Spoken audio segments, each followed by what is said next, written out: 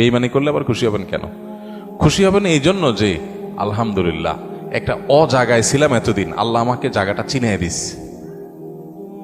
যদি বেঈমানিটা এখন না করতো, আমারে আরো কিছুদিন ভাড়াইয়া তারপরে করতো, আমি আরো বেশি ক্ষতিগ্রস্ত হইতাম।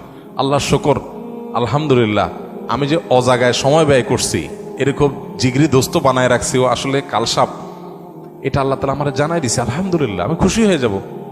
নেগেটিভ জিনিসটাকেও পজিটিভ ভাবে আমরা দেখতে পারি। যত হতাশা আছে, এই হতাশা দূর বেশিরভাগ ক্ষেত্রে হয়ে যাবে শুধু মেন্টালিটি পরিবর্তন করলে। আল্লাহ আমাদেরকে সেই তৌফিক দান করুন।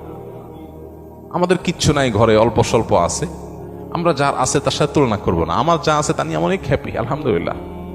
আল্লাহ আমার ছেলে মেয়ে সুস্থ রাখছেন, ক্যান্সার দেন নাই, বড় কোনো ব্যাধি দেন না, আল্লাহ শুকর। কিন্তু কাউকে ক্যান্সার দিয়েছেন, আলহামদুলিল্লাহ আল্লাহ তাআলা আমাকে মরার আগে তওবা করার সুযোগ দিয়েছেন।